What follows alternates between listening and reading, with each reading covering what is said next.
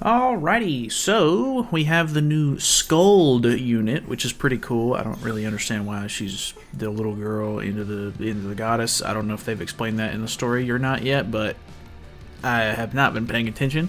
Either way, did my summons this morning. They were okay. I got the character 4-6, which is honestly kind of where I like to keep it, so that way when I pull copies of the character in the future, I'm not completely let down anytime I pull, dupes that I can't use, really, because let's be honest, the UR coin shop rewards, not great. But either way, character's pretty cool. She does have a Unity, which is alright, I guess. Increases HP-related stats up to 10% at max. Her passive is basically just all about threads of fate, threads of foresight. I don't know. I'm not exactly sure. I've read over this a couple of times. It's a lot. It's one of those things where I'm just going to have to get used to the character. In game, I'm a visual learner. That is all going over my head. I mean, I understand some of it, but basically, we just need to keep stances up and everything. Her stance is really cool, of course. I'm sure you guys already know, but it basically counters before the attack goes off. So as soon as they are about to attack, it's throwing it in and you're countering, which is pretty cool. Because like if they're going to put a debuff on or something before their attack goes off, I think the counter still goes off first. I'm not entirely sure on that part, but like if the debuff is like if the attack itself debuffs you, you're going to counter before the debuff gets inflicted, as long as it doesn't apply before the attack goes off, I guess, or maybe it does. Insight is the single target card. It's kind of cool if you have Threads of Foresight, which I think is the better Threads buff. I think you get that after you lose Threads of Fate, maybe. It does an AoE seal, which is kind of nice. All target disable, which is cool. And it's a Pierce Rate card, which inflicts additional damage equal to 40% of the target's remaining HP. I don't know. She's kind of interesting. Whenever there was leaks about it, we're using attack food because I have too much CC. Whenever they were kind of leaking stuff, because there's been so much leaks lately, they were like, oh, like the next character is going to be Goddess Skuld. And I was like, oh, okay, Goddess character, Goddess team could probably use a little bit of support right now. And then she's a giant, which is very strange. I'm not exactly sure. I'm sure there's lore reasons why that is accurate, but as far as I'm concerned, I thought it was strange, but I'm sure you guys probably did too.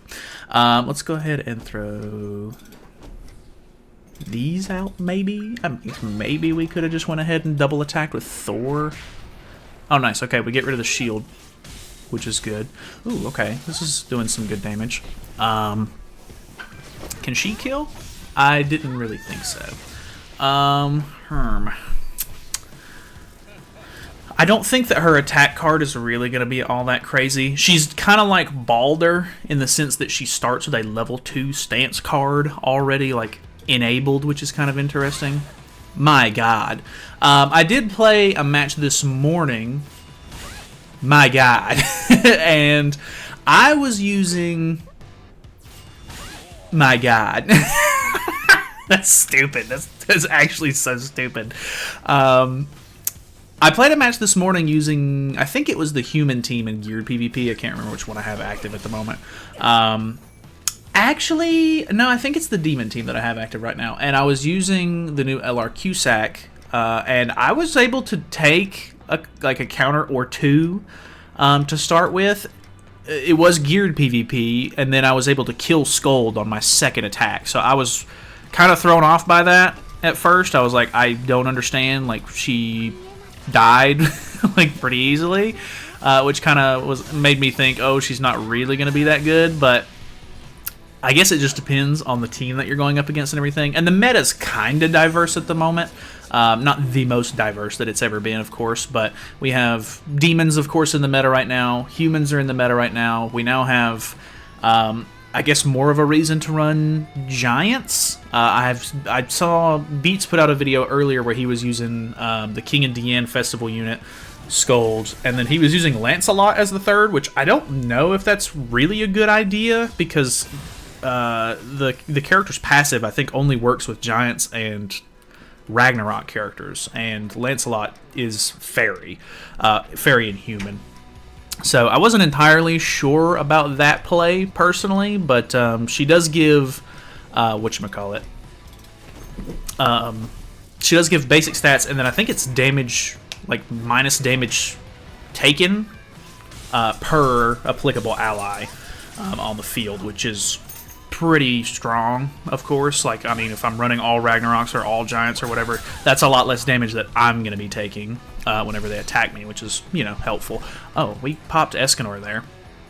I haven't really played around with the Thor relic too much, so this is also going to be a little, not really a Thor showcase, but this update, honestly, I really like. The fact that they were like, hey, we're going to make it to where you can now run all the demonic beasts in a week. That's great. Love that for us. If you actually want to farm more than one kind of demonic beast per week.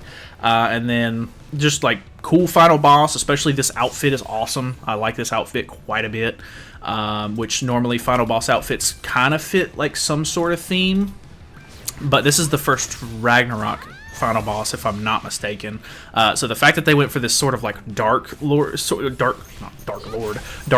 of theme, and then they made it to where Thor's like hair is like the bright blue sort of like lightning looking hair from her ultimate.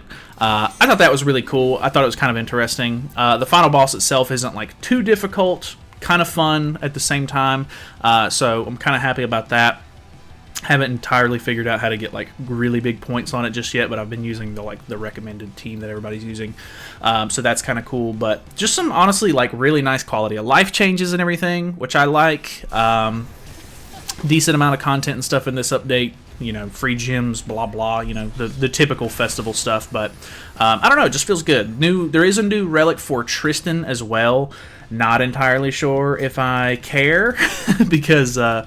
Like I said earlier, the Goddess team could use a little bit of support, and I don't necessarily think that Tristan was the answer, mainly considering that people haven't even been using Tristan on the team in a while. Once that red Sariel came out, it was kind of GG's for Tristan. But I don't know. It seems okay. It doesn't seem overly crazy or anything. I might give it a shot. I'll be honest, probably not. But maybe we'll get some Goddess support sometime soon. There's already been leaks today saying that, cover your ears if you don't want to hear it, Loki might be the next character that comes out for the half anniversary, or like the half festival character, which is kind of interesting. I think he's also a giant, so that might end up... It seems like they're kind of doing a trend lately where they're like, hey, you know... Demon King came out, and they were like, here's a new melee to support Demon King, here's a new Gilda to support Demon King, here's the LR Cusack to support Demon King, like, just so much stuff, like, to build into one team. Feels really... I don't like that, I'll be honest. Like, if from a... Like, I know that I have the gems to summon for all these characters and everything. Not everybody does. Like, I get it. You know, from a player perspective, if I'm summoning for Demon King because I'm like, hey, I like demons, I like Demon King, whatever the case may be, I'm like, ah, sweet, got the new festival character, I'm set, I'll slot him into my current team. And then they basically just release an entirely new team, like 2 of those characters, of course, needing 600 gems to guarantee a copy of if you're not lucky, and pull early. And then on top of that, you know, they come out with a new LR character, which I don't know how the average player's perspective on LRs is. I always end up having enough to make the new LR when they come out, because I don't go like overly crazy with the True Awakening system or anything like that. But, you know, it's just one of those things where I'm like, that's a lot. Like, that's a lot of gems, it's a lot of resources that you're gonna have to pour into this unit, like straight out of the gate. And I was like, wow, you know, that's a lot to get a team up and running. So if I don't know, I mean, obviously it would be not as bad if this character is just like, hey, we're gonna give you whatchamacallit, if we're gonna give you the one extra character to pad out the team for Giants instead of, you know, obviously Demons got basically 3 new characters for their team. And actually they did get a holy... Hey, will you hush?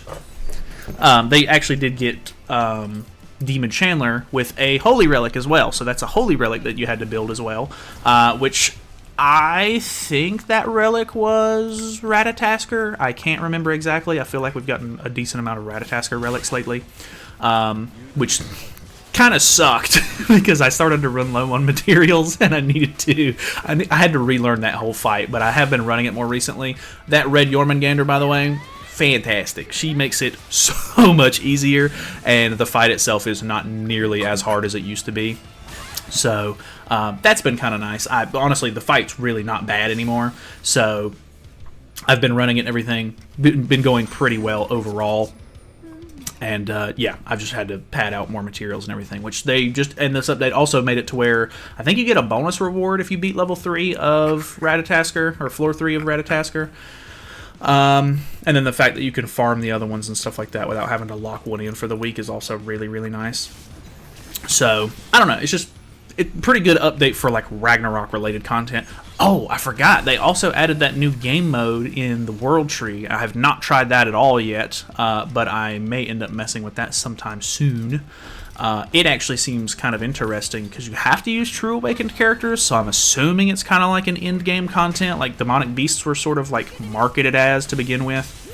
Not entirely sure how that's going, but I definitely want to give that a shot because why wouldn't I? But yeah, overall that could be kind of fun to mess with. Ooh, okay, we didn't kill anybody turn 1. We did give them a lot of buffs on melee, actually, so could be bad. Not sure. Let's see these counters. Okay. Expected. I guess. I mean, I really didn't know what to expect to begin with, but okay, she's got some decent damage taken increases, but honestly, I feel like this team is going to be the most broken because this hell is ridiculous. Like, being able to survive and stuff like that, stupid good. Oh, one thing also is that I don't remember which one it is. I think it's Threads of Fate, which she has Foresight on now. I think it's whenever Threads of Fate is removed from a character, their cards increase in skill rank, which is pretty strong. Which is, honestly, I like, just because we really haven't had a whole lot of characters that, like, increase skill ranks or anything as of, like, recently. Trying to think of, like, the last big character was just, like, increasing skill ranks after... Oh, I think, I'm probably thinking of You Are Gother, actually. Because if you use cards with different race characters or whatever, you would get the rank up for that on his cards, and then obviously he has a rank up skill, so you know, kind of goes hand in hand there. But yeah, it's been a while since we've had like some decent rank up, which I'm actually kind of happy about, so that's cool. Other than that, I don't think there was anything else like crazy in this update. Like I said, there's a decent amount of like quality of life improvements, which is really nice. I just like this update in general. Like, the character's cool and all, great. She's got big boobs, which is, you know, the Gooners love it, which is fine. I think she's cool just because I like Ragnarok stuff and I like pretty lady. I guess I'm a Gooner. Oh well. Anyways, character's cool and all, but I actually really like the content and stuff in this as well. Let me swap team real quick. Okay, we're in geared. I put the stance on her. Don't know how that's gonna go. We'll see. I don't actually know what my best plan here is. He's using the same team as me as well. I'm gonna throw it. I don't care. We'll see how much the damage deals. Okay, not crazy on that. I don't know if geared PvP is just massively different or what, but we lower their damage dealt. Oh, that put on Thunder God's Judgment, actually, which means we're going to pop some extra damage here, which is kind of nice. We don't have any buff removal or anything, and he doesn't either, of course, because he's using the same team as me, so I don't know exactly how these hell buffs are going to go, but we'll see. I started turn 1, so I think my buff technically lasts longer. No, I guess technically mine would be shorter, right? Because mine is already like 1 turn down, maybe? I can't remember how that works. Okay, we pop Retro on Thor. This is going to deal a little bit of extra damage. Yeah, not too crazy. We did get... did we get Thunder God Protection there? I think we did. We do have the stance. We have retro. No, we don't have retro up, actually. So I think we're going to do this. Because he's already popped his. I think we throw this. Because we might be able to kill his Skuld here. So a little bit of damage. This isn't going to do too crazy just because I don't have retro active on anybody other than her. Oof. Okay, that was kind of close. Does this kill? I think it does. Yeah, alright. Cool. So that's that. They're getting kind of low.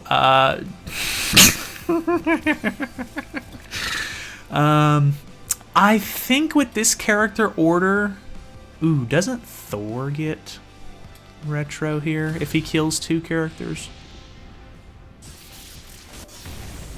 No, okay, Skuld did get it. That's what I was hoping for, of course.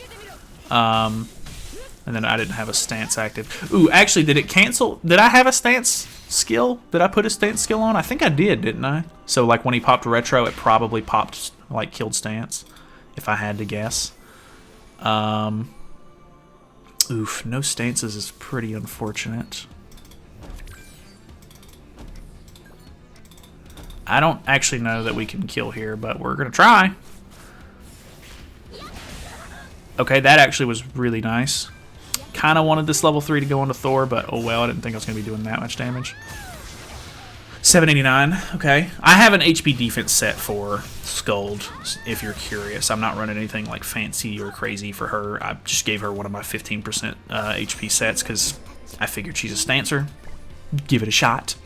I don't know. We'll see. I mean, I don't know. It really just depends on Guild Wars. As far as I'm concerned, she can stay on HP defense for all I care, because I think that's really all I'm going to be using her for. But if it's like Guild Wars needs a crazy set for her, I've got the resources. I'll build it. I don't care. Okay, going second, and he's running Balder. Interested to see how that goes. Okay, is this what the meta's gonna be now? Just everybody running goofy, stupid, like ult rush. Like I don't care about any of that. Honestly, I'll send it. I don't care. We'll pull her ultimate just because he tried to do it on me. Okay, nothing crazy. He is gonna counter from Balder as well. Oh yeah, baby damage, not great. Oh, I forgot. Oh, man, that's unfortunate. Or, well, actually, I think I lost that because of Nanashi. So that was just stupid on my part. If he can attack me, that'd be great. Actually, let's do the damage dealt lower and then this. And then screw it, we'll throw Thor as well. I really don't care that much. Okay, that's kind of a big counter. So we're gonna end up popping retro on her. Ooh, okay, that actually popped retro, which is probably not great. Luckily she can't die through that, which is good. How much is this gonna deal? Okay. Okay, actually not too bad there. But we're not really dealing that much damage. I do like the idea of running Balder. Balder really hasn't been good in a while, so there's not really been a great use case for him, but we'll see. Unfortunately, I don't have retro anymore, so I think he's just going to wipe me with the Hell Ultimate here. Unless I'm wrong. Actually, I think that gives all of them retro. Ooh, we barely lived that.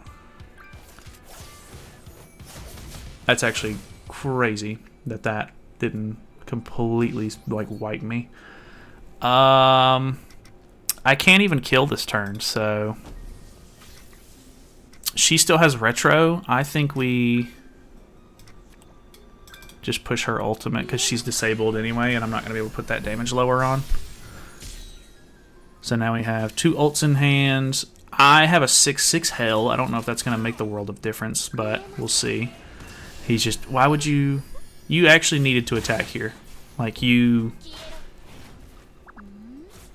needed to do something. Because putting both of those stances up, well, I did lose the ultimate there, but yeah, I mean, I don't know if he just didn't have his ultimate removals for Baldur there, but I don't know. That didn't work out how he wanted it to, I don't think. I might end up messing around with Baldur a little bit just because he's cool. But either way, I think that's going to be it for today. Like I said, I'm interested in trying out the World Tree, game mode thingy. So I might end up messing around with that. If it's cool enough, I'll try to make a video on it. But we'll see. Either way, thank you guys so much for watching. Here's Durs. He's in the guild. He's awesome. But anyways, yeah. See you guys later.